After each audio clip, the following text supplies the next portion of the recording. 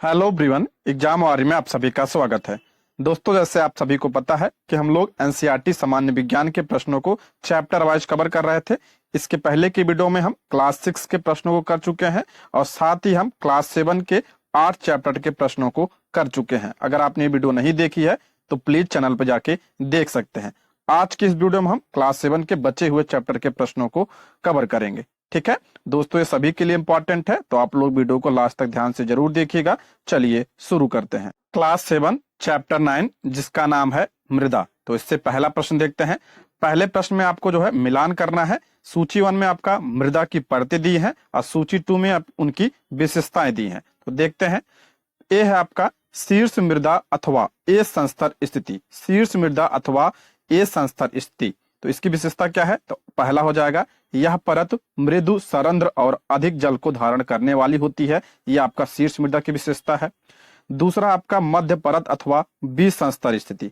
इसका हो जाएगा तीसरा हो जाएगा, इस परत में शीर्ष मृदा से ह्यूमस कम परंतु खनिज अधिक होते हैं। मध्य परत में क्या होता है? तो इसमें शीर्ष मृदा से ह्यूमस कम होता है परंतु खनिज अधिक होते हैं। ये इसकी विशेषता है। तीसरा आपका तीसरी परत अथवा सी संस्तर स्थिति। तो इसका हो जाएगा आपका दूसरा, यह दरारों और विद्रोह युक्त शैलों के छोटे ढीलों की बनी होती है। आपका तीसरी परत की विशेषता है। चौथा आपका आधार शैल। तो यह हो जाएगा आपका चौथा, यह कठोर होती है और इसे फावड़े से खोदना कठिन होता है। ठीक है, तो इसका करेक्ट आंसर हो जाएगा आपका ऑप्शन 20 का राइट आंसर हो जाएगा। व्याख्या देख लेते हैं। व्याख्या बहुत इंपॉर्टेंट है, ध्यान से देखिएगा। पवन, जल और जलवायु की क्रिया से शैलों के टूटने से मृदा का निर्माण होता है और ये प्रक्रम अपक्षय कहलाता है। ये मोस्ट इंपॉर्टेंट है, ये प्रश्न बन चुका है। पवन, जल और जलवायु की क्रिया से शैलों के टूटने से मृदा का निर्माण होता है और ये प्रक्रम क्या कहलाता है? अपक्षय कहलाता है। यह प्रश्न जो है अब की बार टीजीटी में बना था। मृदा में विभिन्न परतें होती हैं। प्रत्येक परत स्पर्श, रंग, गहराई और रासायनिक संगठन से में भिन्न होती हैं। इनकी जो क्या होती है? परतें होती हैं और प्रत्येक परत स्पर्श, रंग, गहराई और रासायनिक संगठन में भिन्न होती हैं। ठीक है, कौन कौन सी परतें होती हैं देख लेते हैं, बहुत इंपॉर्टेंट है, इसको ध्यान से देखिएगा पूरा व्याख्या। सबसे ऊपरी परत होती है, सबसे ऊपरी परत को शीर्ष मृदा अथवा ए संस्तर स्थिति कहते हैं।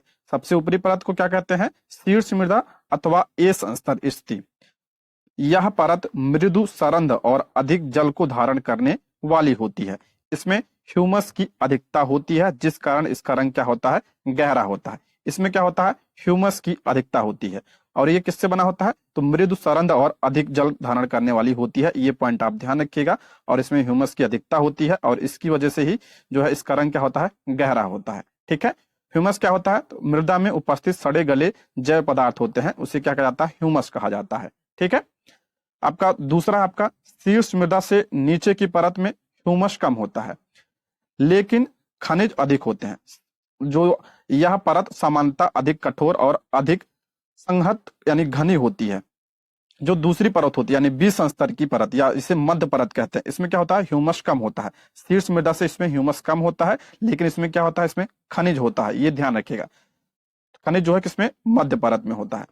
तीसरी परत शीर्ष संस्तर स्थिति कहलाती है, जो दरारों और विद्रोह युक्त शैलों के छोटे ढेलों की बनी होती है।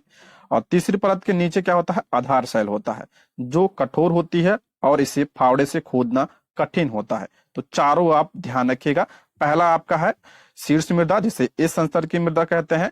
इसमें क्या होता है? ह्यूमस जो है क्या होता है? अधिक होता है। दूसरा आपका मध्य परत है, इसमें क्या होता है? खनिज होता है और ह्यूमस कम होता है। तीसरा आपका क्या है? ये आपका दरारों और विद्रोह युक्त शैलों के छोटे ढेलों से बनी होती है।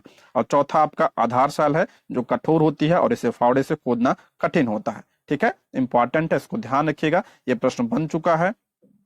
नेक्स्ट, निम्नलिखित कथनों पर विचार कीजिए। पहला कह रहा है, पादपों के उगने के लिए सबसे अच्छी शीर्ष मृदा दोमट मृदा है। करेक्ट है, दोमट मृदा की बात हो रही है। पादपों के उगने के लिए जो है दोमट मिट्टी उपयुक्त होती है। दोमट मृदा बालू, चिकनी मिट्टी और गाद का मिश्रण है। ये भी आपका सही है। दोमट मिट्टी जो होती है वो आपका बालू, चिकनी मिट्टी और गाद का मिश्रण होती है। तीसरा आपका गाद कड़ों का अमाप यानी साइज बालू और चिकनी मिट्टी के कणों के अमाप के बीच का होता है। ये भी आपका सही है।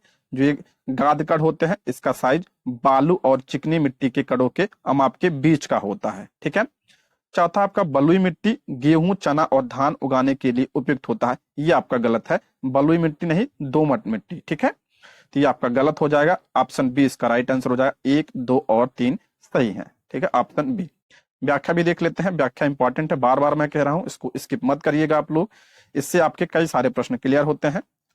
पादपों के उगने के लिए सबसे अच्छी मृदा कौन होती है? शीर्ष दोमट मृदा। शीर्ष दोमट मृदा जो है सबसे अच्छी होती है पादपों के लिए।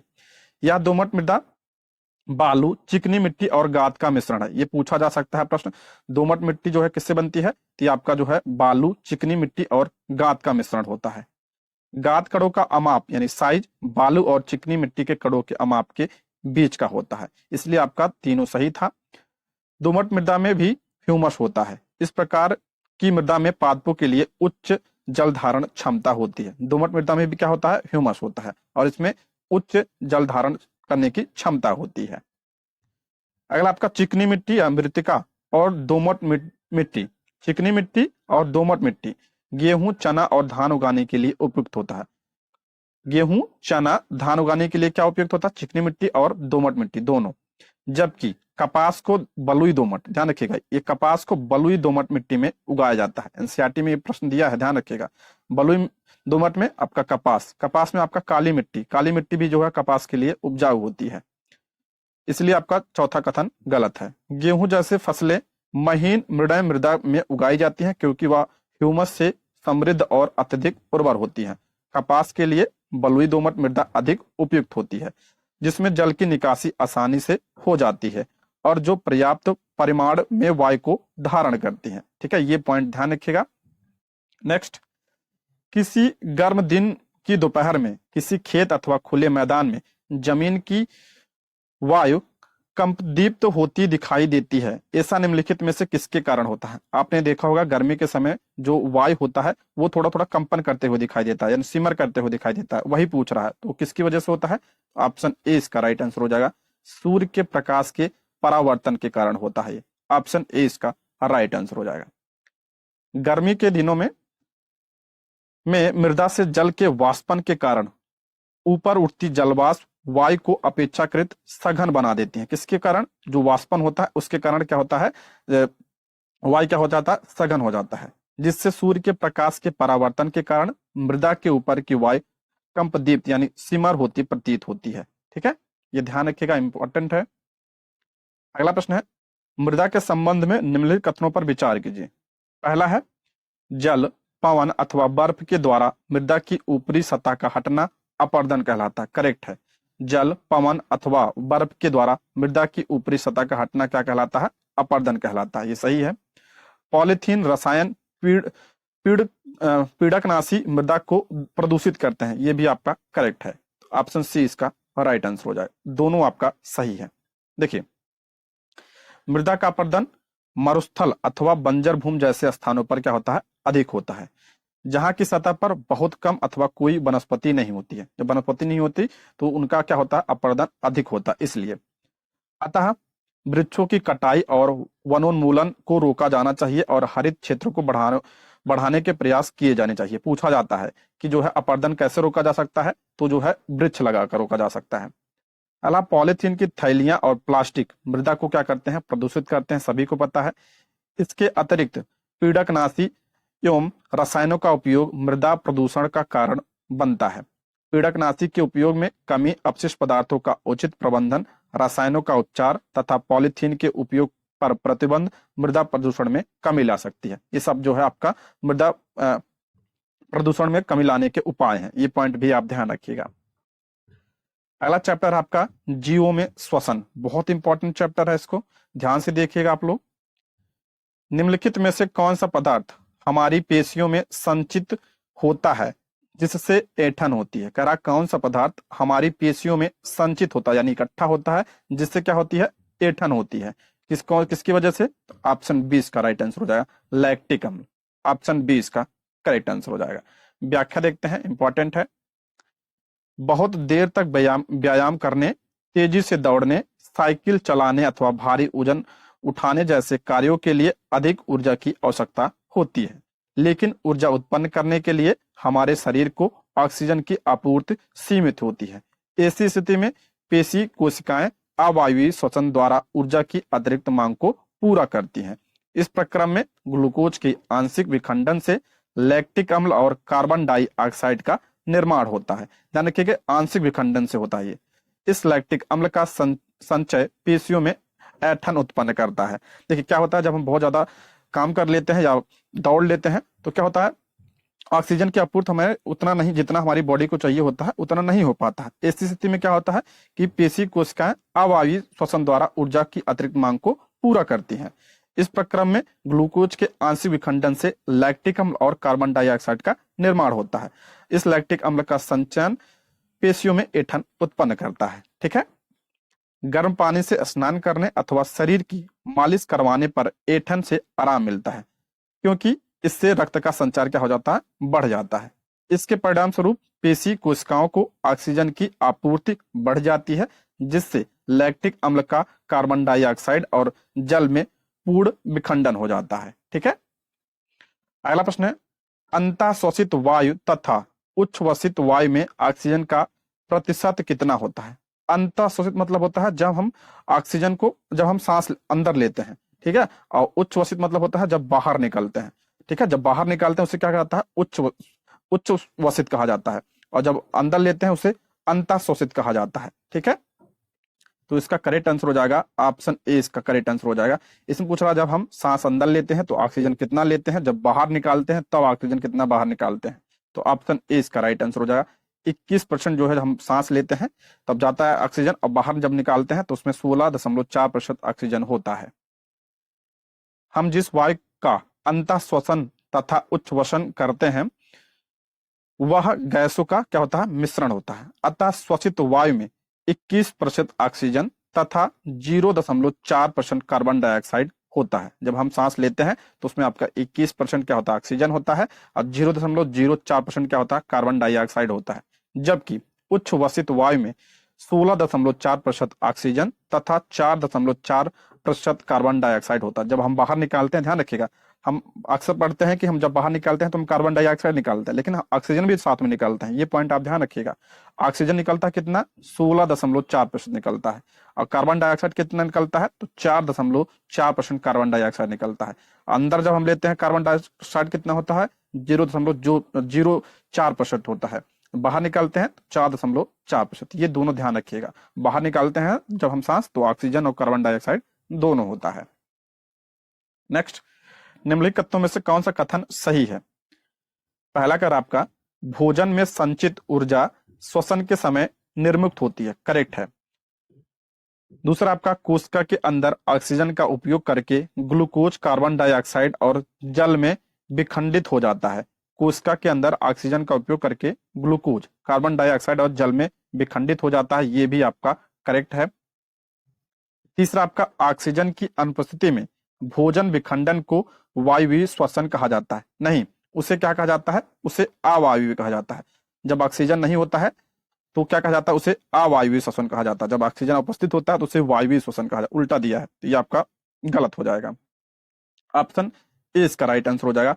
1 और 2 आपका करेक्ट है।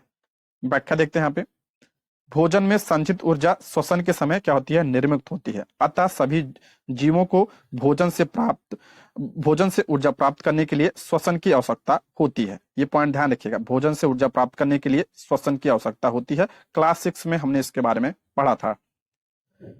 दूसरा आपका, कोशिका के अंदर भोजन यानी ग्लूकोज ऑक्सीजन का उपयोग करके कार्बन डाइऑक्साइड और जल में विखंडित होता है। कोशिका के अंदर भोजन क्या होता है, ऑक्सीजन का उपयोग करके कार्बन डाइऑक्साइड और जल में विखंडित हो जाता है, इसलिए आपका दूसरा सही था। कोशिका में भोजन विखंडन के प्रक्रम में ऊर्जा क्या होती है, मुक्त होती है। यह प्रक्रम कोशिकीय श्वसन कहलाता है। इसे क्या कहा जाता है, कोशिकीय श्वसन कहा जाता है। तीसरा कथन गलत है, क्योंकि ऑक्सीजन की उपस्थिति में भोजन के विखंडन की प्रक्रिया को वायवीय श्वसन कहते हैं, जबकि ऑक्सीजन की अनुपस्थिति में भोजन के विखंडन को क्या कहता है, अवायवीय श्वसन कहा जाता है। ये प्रश्न बन सकता है तो ध्यान रखिएगा, इंपॉर्टेंट है। सारे प्रश्न जो है एनसीईआरटी की बुक से एग्जैक्ट उठाए गए हैं, तो इसलिए इंपॉर्टेंट है सारे प्रश्न। अगला प्रश्न है, विभिन्न जंतुओं में श्वसन के संदर्भ में निम्नलिखित कथनों पर विचार कीजिए।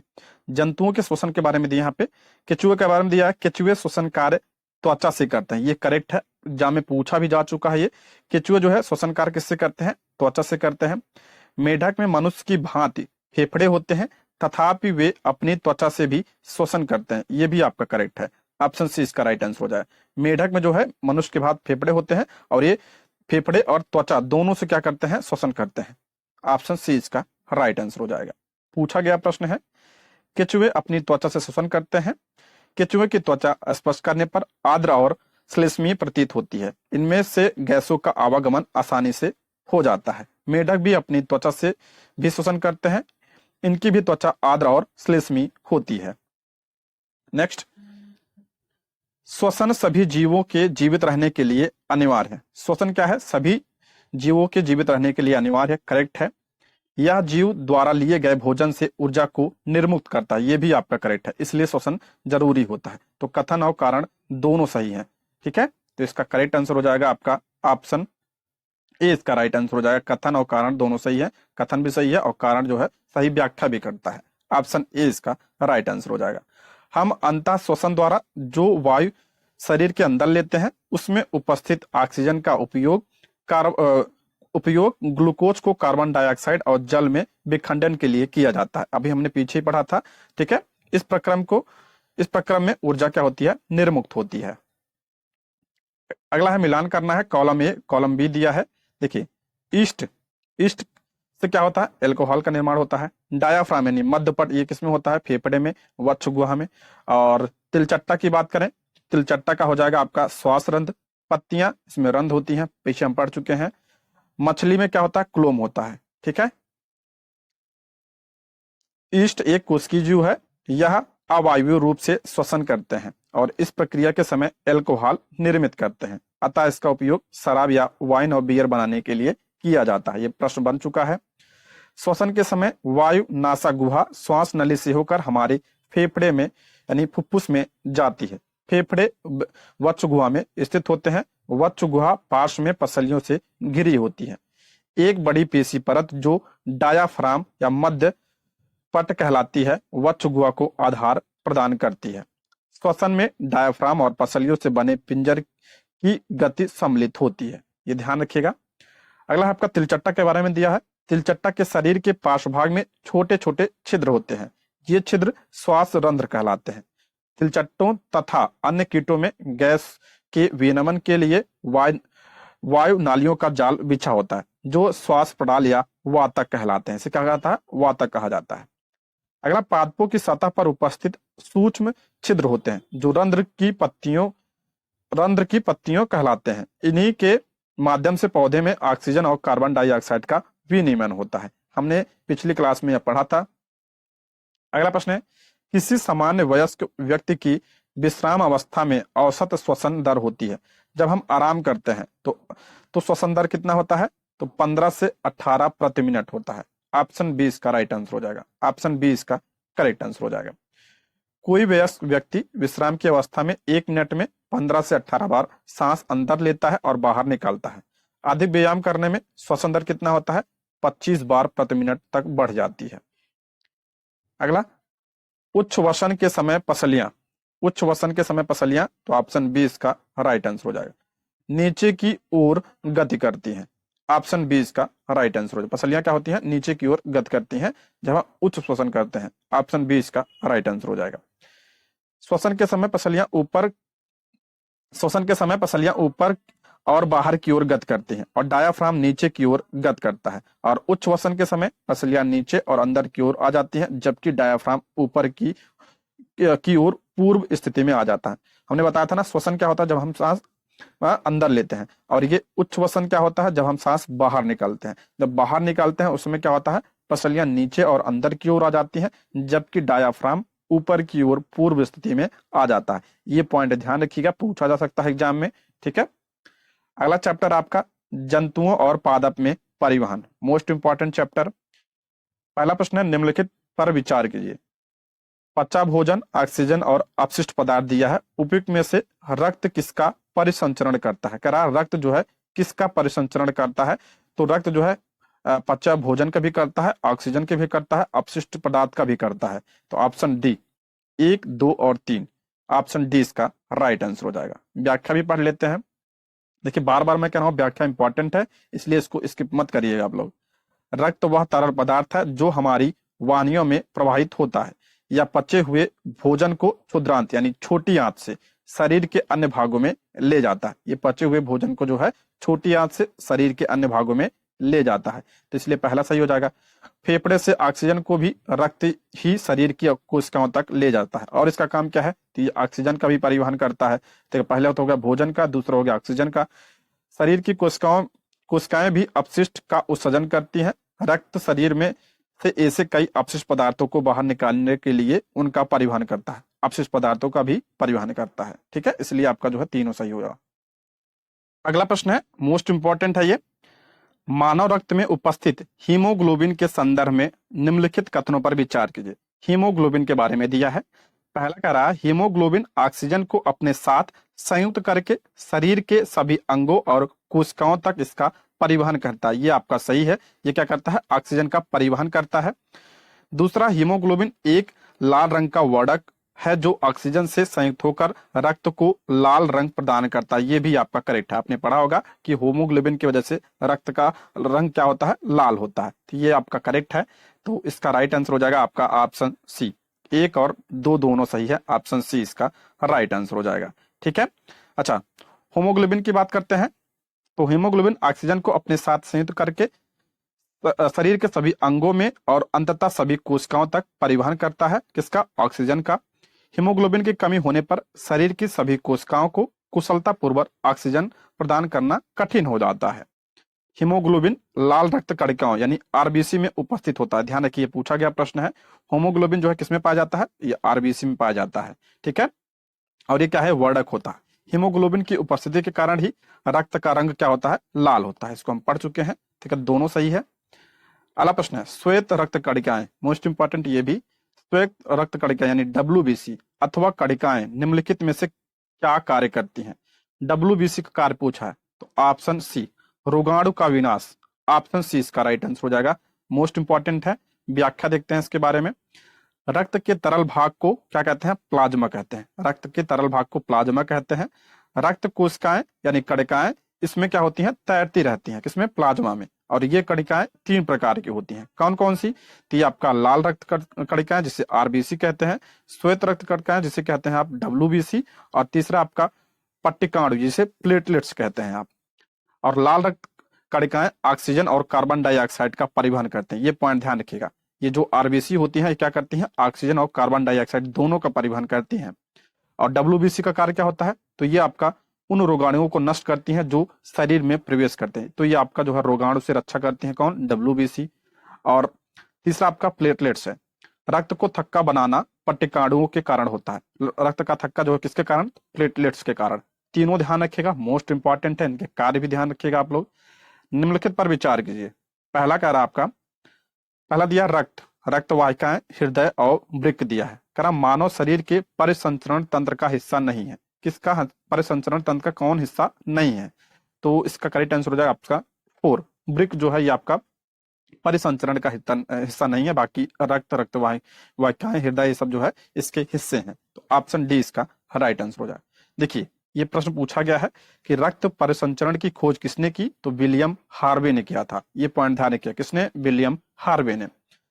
रक्त वाहिकाएं एवं हृदय तीनों ही मानव शरीर की क्या है, परिसंचरण तंत्र का हिस्सा है।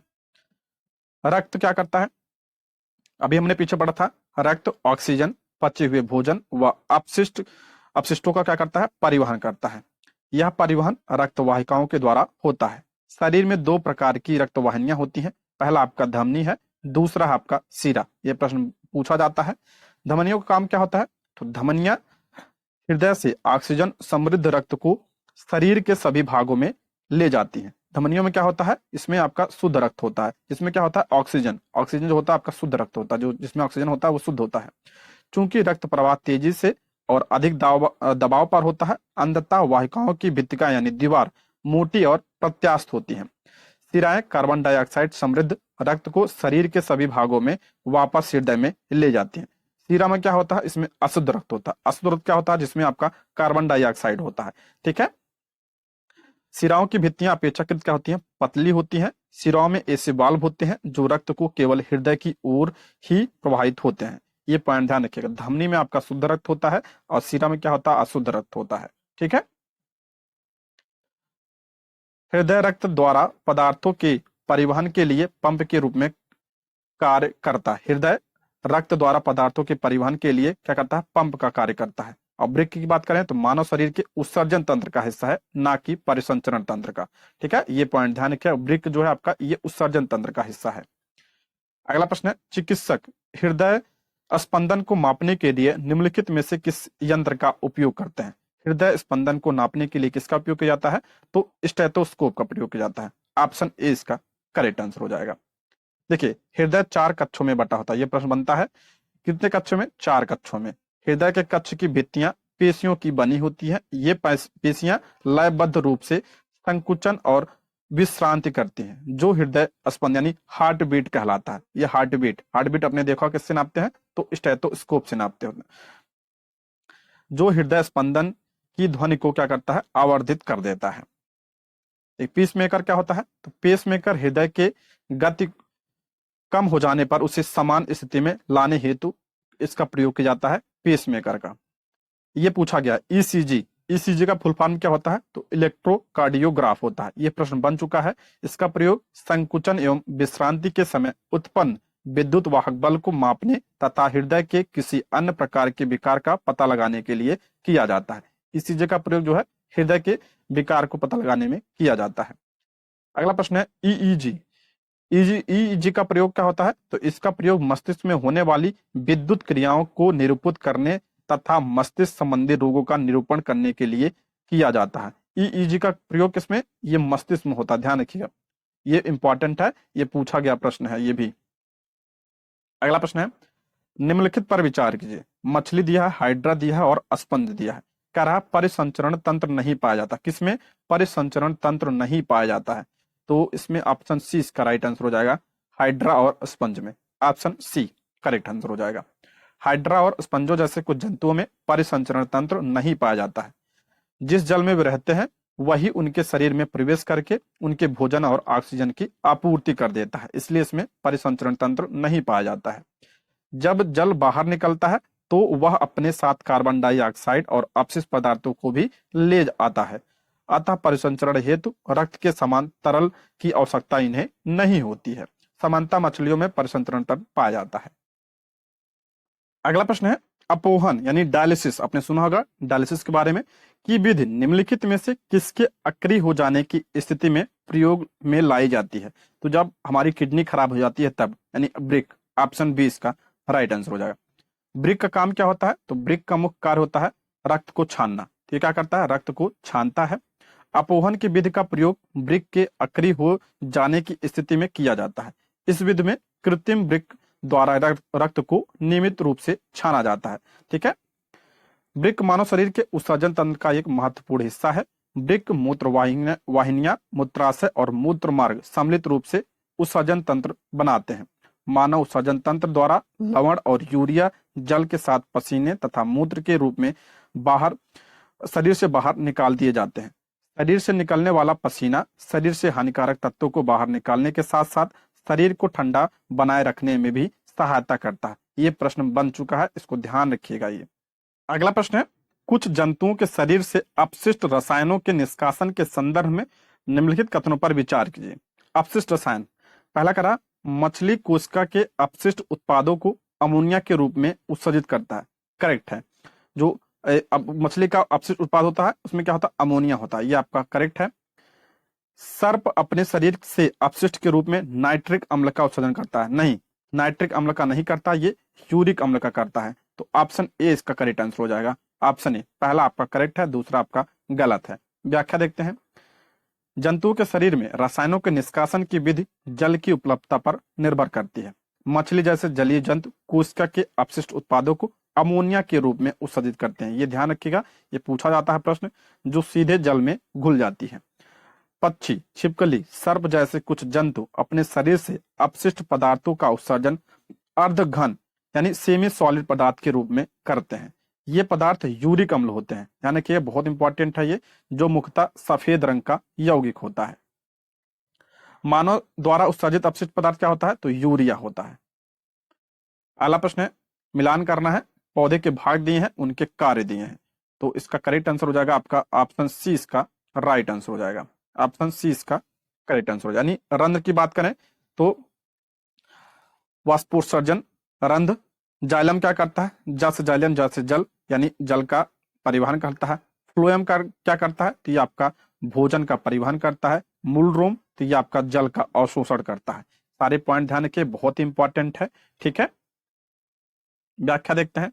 जाइलम यानी दारू, जल एवं पोषक तत्वों के परिवहन के लिए पादपों में जो संवहन ऊतक ऊतक कोशिकाओं का वह समूह होता है जो किसी जीव में किसी कार्य विशेष को संपादित करता है, जिसे क्या कहते हैं? जाइलम कहते हैं। फ्लोएम आपका, इससे क्या होता है? पौधे में पत्तियां भोजन का संश्लेषण करती हैं, भोजन को पादप के सभी भागों में ले जाया जाता है। यह कार्य एक संवहन ऊतक द्वारा किया जाता है, जिसे क्या कहते हैं? फ्लोएम कहते हैं। ये भोजन का संवहन करता है, और ये किसका करता है? तो जाइलम का। नेक्स्ट, कथन दिया और कारण दिया है। पहला कह रहा, मूलों द्वारा मृदा से अवशोषित जल अभिकर्षित यानी खींच कर होकर तने और पत्तियों तक पहुंचती है। मूलों द्वारा मृदा से अवशोषित जल अभिकर्षित होकर तने और पत्तियों तक पहुंचती हैं। कह रहा है, कारण दिया है, पत्तियों से जल के वाष्पोत्सर्जन के कारण एक चूसड़ बल निर्मित होता है। ये भी आपका करेक्ट है, यानी कारण और कथन दोनों सही है। ऑप्शन ए इसका राइट आंसर हो जाएगा। पादपों में वाष्पोत्सर्जन के कारण एक चूसण बल निर्मित होता है, यानी आकर्षण बल, जिसके कारण मूलों द्वारा मृदा से अवशोषित जल अभिकर्षित यानी खींचकर अभिकर्षित होकर तने और पत्तियों में पहुंचता है। इसलिए आपका दोनों करेक्ट है। अगला प्रश्न है, निम्नलिखित पर विचार कीजिए। फुफ्फुस धमनी ऑक्सीजन समृद्ध रक्त प्रवाह करती है। अब दूसरा कह रहा है, फुफ्फुस शिरा कार्बन डाइऑक्साइड समृद्ध रक्त प्रवाह करती है। ये आपका गलत है। ऑप्शन डी इसका राइट आंसर हो जाएगा। दोनों आपका क्या है? गलत है। Option D. देखिए, अभी हमने पढ़ा था कि धमनी जो होती है, धमनी में क्या बहता है? शुद्ध रक्त बहता है। और सीरा में क्या होता है? सीरा में आपका अशुद्ध रक्त होता है, जिसमें कार्बन डाइऑक्साइड होता है। लेकिन इसके अपवाद है। जो ये फुफ्फुस शिरा होता है, फुफ्फुस शिरा में क्या होता है? इसमें शुद्ध रक्त होता है। फुफ्फुस शिरा में शुद्ध रक्त होता है। और फुफ्फुस धमनी में, ये इसका भी अपवाद है। और फुफ्फुस धमनी में क्या होता है? ये आपका अशुद्ध रक्त होता है। ये पॉइंट आप ध्यान रखिएगा, ठीक है। फुफ्फुस धमनी में आपका जो है क्या होता है? शुद्ध रक्त नहीं होता, इसमें अशुद्ध होता है। वैसे धमनियों में क्या होता है? शुद्ध पाया जाता है। लेकिन जो है फुफ्फुस, ये आपका जो फुफ्फुस शिरा, फुफ्फुस धमनी, ये दोनों अपवाद हैं। ये पॉइंट आप ध्यान रखिएगा। ऑप्शन डी इसका राइट आंसर हो जाएगा। फुफ्फुस धमनी कार्बन डाइऑक्साइड समृद्ध रक्त को हृदय से या फेफड़े में ले जाती है, फुफ्फुस धमनी। और फुफ्फुस शिरा क्या होता है? इसमें ऑक्सीजन समृद्ध रक्त को फेफड़े से हृदय में ले जाती है। ये दोनों अपवाद हैं, इसको ध्यान रखिएगा। किसी वयस्क व्यक्ति का हृदय 1 मिनट में कितनी बार धड़कता है? तो ऑप्शन बी इसका राइट आंसर हो जाएगा, 70 से 80 बार। ऑप्शन बी इसका करेक्ट आंसर हो जाएगा। नेक्स्ट दोस्तों, यदि आप हमारे चैनल पर नए हैं तो प्लीज चैनल को सब्सक्राइब करें, और अगर आपको वीडियो पसंद आती है तो लाइक, शेयर और कमेंट करें। आप लोग कमेंट करते हैं, इससे हमें मोटिवेशन मिलता है, जिससे हम आप लोगों के लिए वीडियो को ला पाते हैं। दोस्तों, इसके अलावा आप लोग टेलीग्राम को भी ज्वाइन कर सकते हैं। टेलीग्राम पे जो है आपको क्लास की सारी नोटिफिकेशन मिलती रहेगी, और साथ ही कुछ इंपॉर्टेंट पीडीएफ भी आपको वहां पे मिलेगी, जिससे आप डाउनलोड कर सकते हैं, ठीक है। आगे बढ़ते हैं। चैप्टर है आपका पादप में जनन। देखते हैं पादपों में जनन। प्रश्न है, कायिक प्रवर्धन के संदर्भ में निम्नलिखित कथनों पर विचार किए। कायिक प्रवर्धन के बारे में दिया है। पहला कह रहा है, कायिक प्रवर्धन द्वारा पादप कम अवधि में उगाए जा सकते हैं। यह आपका सही है। कायिक प्रवर्धन द्वारा पादप जो है कम अवधि में उगाए जा सकते हैं, सही है। बीजों द्वारा उगाए जाने वाले पादपों की अपेक्षा कायिक प्रवर्धन द्वारा उत्पन्न पादपों में पुष्प और फल आने में अधिक समय लगता है। गलत है ये। अधिक समय नहीं लगता, कम समय लगता है, ठीक है। कायिक प्रवर्धन द्वारा जो पौधे उगाए जाते हैं उसमें पुष्प और फल आने में कम समय लगता है। तो इसमें सही पूछा है, तो आपका पहला सही हो जाएगा, दूसरा गलत हो जाएगा। ऑप्शन ए इसका राइट आंसर हो जाएगा, ठीक है। नेक्स्ट, कथन ए और कारण दिया है। कायिक प्रवर्धन में नए पादप जनक पादप की प्रतिलिपि होते हैं, करेक्ट है। कारण दिया है, कायिक प्रवर्धन में नए पादप एक ही जनक द्वारा उत्पन्न होते हैं। ये भी कारण और कथन दोनों सही है। ऑप्शन ए इसका राइट आंसर हो जाएगा। देखिए, कायिक प्रवर्धन में नए पादप जनक पादप की यथार्थ यानी प्रतिलिपि होते हैं, सेम टू सेम होते हैं, क्योंकि वे एक ही जनक द्वारा उत्पन्न होते हैं। इसके विपरीत लैंगिक जनन द्वारा उत्पन्न होने वाले पादप में माता पिता दोनों के गुण होते हैं। लैंगिक जनन के परिणाम स्वरूप पादप बीज उत्पन्न करते हैं, जबकि कायिक प्रवर्धन में कायिक भागों से सीधे नए पादप उगाए जाते हैं। नेक्स्ट, विभिन्न सजीवों में जनन के संदर्भ में निम्नलिखित पर विचार कीजिए। पहला कह रहा है ईस्ट में जनन मुकुलन के माध्यम से होता है। दूसरा है शैवाल में जनन खंडन के माध्यम से होता है। तीसरा है मांस और फर्न में जनन बीजाणु द्वारा होता है। तो इसका करेक्ट आंसर हो जाएगा आपका ऑप्शन डी, इसका राइट आंसर हो जाएगा। ईस्ट में जनन किससे होता है? मुकुलन से होता है, ठीक है। ईस्ट में किससे होता है? मुकुलन से होता है। और शैवाल में कैसे होता है? शैवाल में आपका खंडन से, और मांस और फर्न में इसमें जनन बीजाणु के द्वारा होता है। इसलिए आपका ऑप्शन डी इसका राइट आंसर हो जाएगा। तीनों आपके करेक्ट हैं, ऑप्शन डी इसका करेक्ट आंसर हो जाएगा, ठीक है। आगे बढ़ते हैं। एक लिंगी पुष्प के संदर्भ में निम्नलिखित कथनों पर विचार कीजिए। एक लिंगी पुष्पों में या तो केवल पुंकेसर अथवा केवल स्त्री केसर उपस्थित होते हैं, ये सही है, इसलिए उसको एक लिंगी पुष्प कहा जाता है। सरसों, गुलाब और पिटूनिया के पौधे में उगने वाले पुष्प एक लिंगी पुष्प के उदाहरण है। ये आपका क्या हो जाएगा? गलत हो जाएगा। ऑप्शन ए इसका राइट आंसर हो जाएगा। केवल एक आपका सही है, दूसरा आपका गलत है। देखिए जिसमें क्या होता है, जिन पुष्पों में पुंकेसर और स्त्री केसर दोनों होते हैं वो क्या कहलाते हैं? द्विलिंगी। और जिसमें एक होता है उसमें वो क्या कहलाते हैं? एक लिंगी कहलाते हैं। मक्का, पपीता, ककड़ी या खीरे के पौधे एक लिंगी पुष्प होते हैं। मक्का क्या होता है? पपीता, ककड़ी, और ये क्या होते हैं? ये एक लिंगी होते हैं। जबकि सरसों, गुलाब, पिटूनिया के पौधे में उगने वाले पुष्प द्विलिंगी पुष्प होते हैं, यानी इसमें स्त्री केसर भी होता है और पुंकेसर भी होता है। अगला प्रश्न है, पादपों में परागण के संदर्भ में निम्नलिखित कथनों पर विचार कीजिए। परागण के बारे में दिया है। पहला कह रहा है परागण के अंतर्गत पराग कणों का स्थानांतरण पराग कोश से पुष्प के वर्तिकाग्र पर होता है। ये करेक्ट है, ये पूछा गया प्रश्न है। परागण के अंतर्गत क्या होता है? पराग कणों का स्थानांतरण पराग कोश से वर्तिकाग्र पर होता है, ठीक है। दूसरा है जहां स्वपरागण के अंतर्गत पराग कणों का स्थानांतरण पराग कोश से उसी पादप के किसी अन्य पुष्प के वर्तिकाग्र पर होता है, वहीं पर परागण में परागकणों का स्थानांतरण उसी प्रकार के किसी अन्य पादप पुष्प के वर्तिकाग्र पर होता है। यह आपका गलत हो जाएगा। इसका करेक्ट आंसर हो जाएगा आपका ऑप्शन ए। केवल पहला आपका करेक्ट है, ऑप्शन ए इसका राइट आंसर हो जाएगा। यहां हम समझते हैं, देखिए पुष्प में उपस्थित परागकण हल्के होते हैं जो वायु, जल अथवा कीटों द्वारा एक स्थान से दूसरे स्थान पर एक पुष्प से दूसरे पुष्प पर ले जाते हैं। इन परागकणों का परागकोश से पुष्प के वर्तिकाग्र पर स्थानांतरण क्या कहलाता है? परागण कहलाता है। ये पॉइंट ध्यान रखिएगा, ये प्रश्न पूछा गया है। और परागण किसकी वजह से होता है? तो वायु के द्वारा होता है, जल के द्वारा होता है, कीटों के द्वारा होता है, ठीक है। यदि परागकण उसी पुष्प के वर्तिकाग्र पर गिरते हैं, ध्यान रखिए, जब परागकण उसी पुष्प के सेम पुष्प के वर्तिकाग्र पर गिरते हैं तो उसे क्या कहते हैं? स्वपरागण कहते हैं, ध्यान रखिएगा। परंतु जब पुष्प के परागकण उसी पादप के किसी अन्य अथवा उसी प्रकार के दूसरे पादप के किसी पुष्प के वर्तिकाग्र पर गिरते हैं तो इसे क्या कहते हैं? पर परागण कहते हैं। देखिए कोई फूल है, इसका परागकण अगर इसी पे गिरता है तो वो क्या कहलाता है? स्वपरागण कहलाता है। लेकिन अगर इसी सेम जात के पौधे के जो है, इसके सेम जात का पौधा है तो इसका परागकण जो है इस पे जा गिरता है तो ये क्या होगा? ये आपका पर परागण होगा, ठीक है। ये ध्यान रखिएगा, इंपॉर्टेंट है ये। निम्नलिखित कथनों पर विचार कीजिए। पादप का जनन भाग तना होता है। पादप का जनन भाग तना होता है। दूसरा कह रहा है नर मादा युग्मक के युग्मन का प्रक्रम परागण कहलाता है। तीसरा है आपका परिपक्व होने पर अंडाशय फल में विकसित हो जाते हैं, ये आपका सही है। चौथा आपका डबल रोटी का फफूंद बीजाणु उत्पन्न करने वाला एक पादप जीव है, ये भी आपका सही है। तो इसका राइट आंसर हो जाएगा ऑप्शन डी 3 और 4। देखिए पादप का जनन जो है किससे होता है? पुष्प से होता है, ना कि तने से, इसलिए पहला कथन गलत हो जाएगा। नर और मादा युग्मक के युग्मन का प्रक्रम निषेचन कहलाता है, इसलिए आपका दूसरा भी कथन क्या होता है? गलत हो जाएगा। नर और मादा युग्मक के युग्मन का क्या कहलाता है? ये परागण नहीं कहलाता, निषेचन कहा जाता है उसे। नेक्स्ट आपका गति एवं समय। थोड़ा फास्ट करते हैं क्योंकि वीडियो ज्यादा लंबी हो जाएगी। इसमें टोटल 18 चैप्टर हैं और इसी वीडियो में हम सारा कवर करेंगे। गति एवं समय, निम्नलिखित में से कौन सा एक उपकरण वाहन द्वारा तय की गई दूरी मापता है? ये प्रश्न बहुत पूछा जाता है। देखिए, तो इसका राइट आंसर हो जाएगा आपका ओडोमीटर। ऑप्शन ए इसका राइट आंसर हो जाएगा। वाहन की दूरी किससे मापी जाती है? तो ओडोमीटर से मापी जाती है। ये प्रश्न पूछा जाता है, जिसे हिंदी में पथमापी कहते हैं। स्पीडोमीटर का काम क्या होता है? स्पीडोमीटर का प्रयोग वाहनों की चाल मापने में किया जाता है।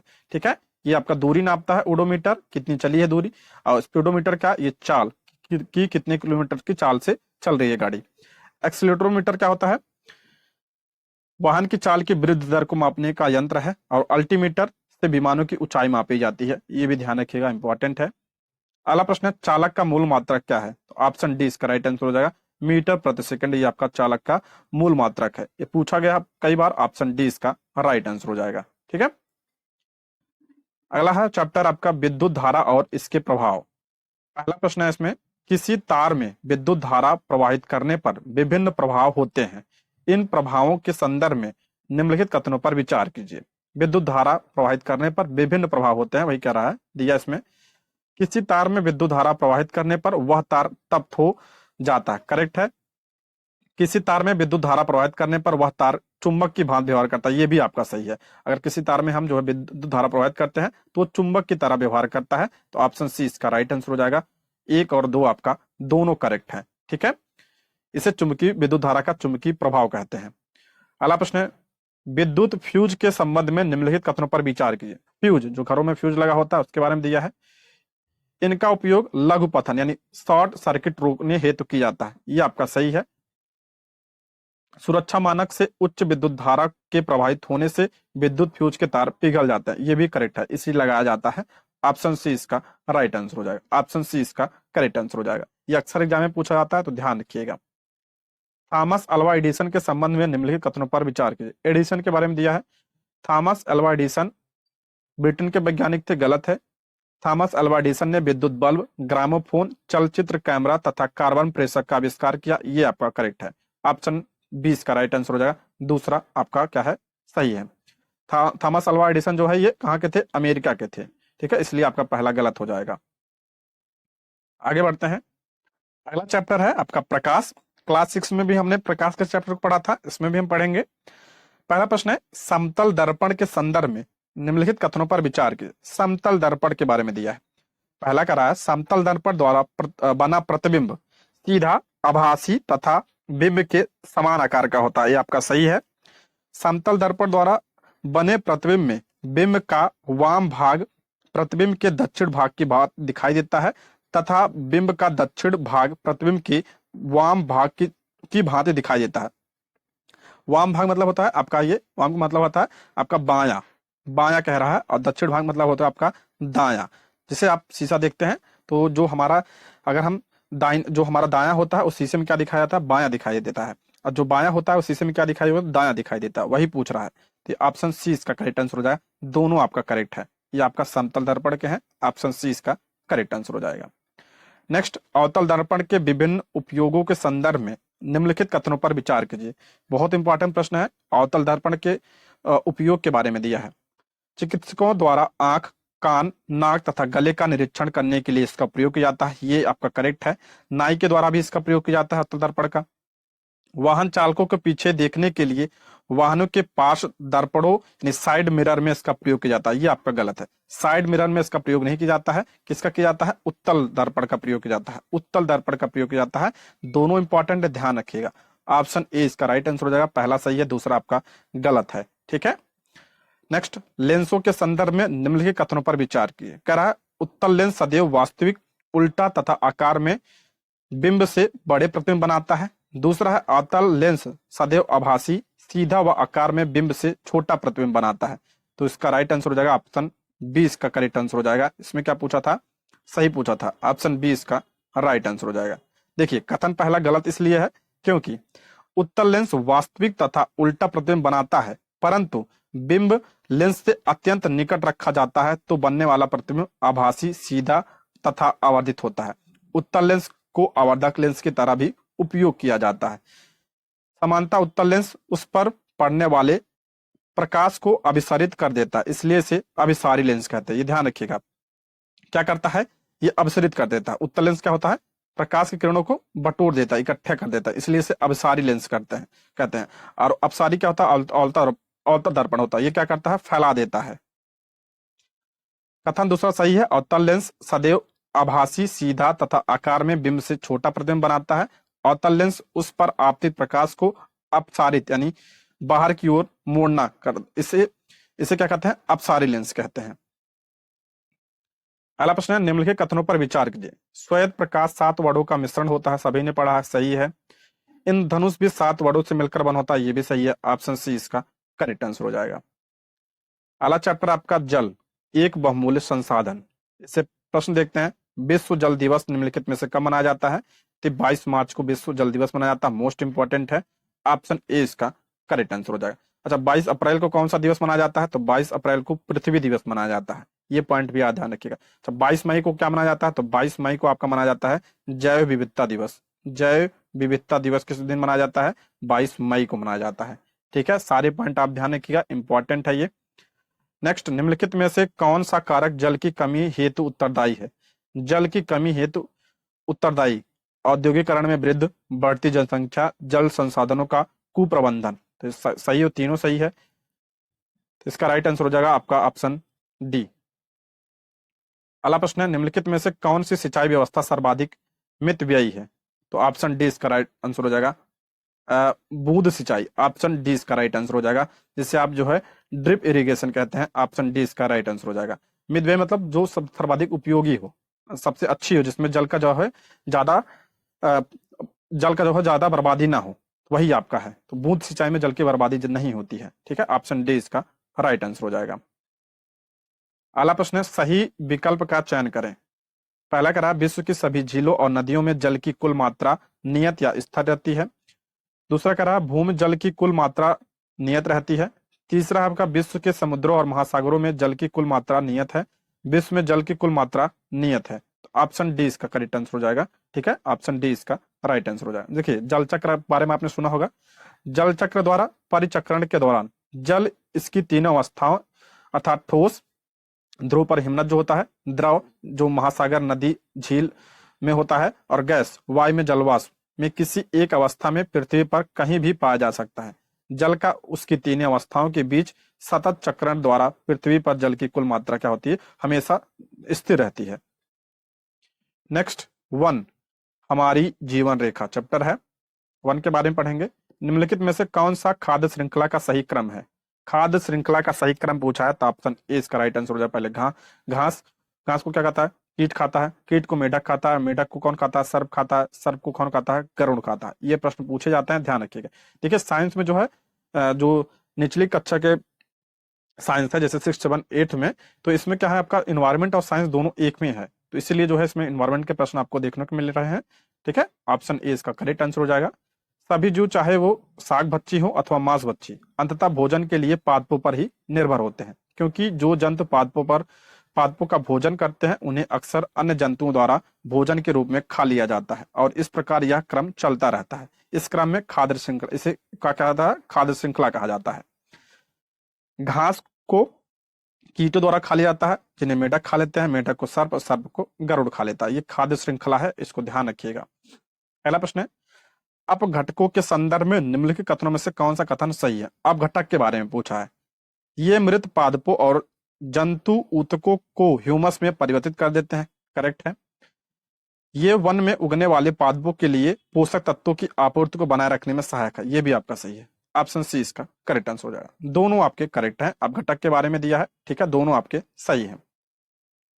निम्नलिखित में से कौन सा वक्तव्य सही नहीं है, कौन सा सही नहीं है, तो इसका राइट आंसर हो जाएगा ऑप्शन बी इसका राइट आंसर हो जाएगा। वन में पादप और जंतु एक दूसरे पर निर्भर नहीं होते, ये गलत है, निर्भर होते हैं। ये देखें, ऑप्शन बी इसमें सही नहीं पूछा, ध्यान रखिएगा। वन मृदा को अपरदन से बचाते हैं, सही बात है। वन जल और जल चक्र को प्रभावित करते हैं, ये भी सही है। मृदा वनों की वृद्धि और पुनर्जनन में सहायक होती है, ये भी आपका करेक्ट है। नेक्स्ट आपका चैप्टर है, लास्ट चैप्टर, अपशिष्ट जल की कहानी। पहला प्रश्न है आपका, आपंक और बायोगैस अपशिष्ट जल उपचार के सह उत्पाद हैं। इन सह उत्पादों के उपयोग के संदर्भ में निम्नलिखित पर विचार कीजिए। कह रहा, अपशिष्ट जल उपचार के प्रक्रम में उत्पन्न आपंक का उपयोग खाद्य के रूप में किया जाता है।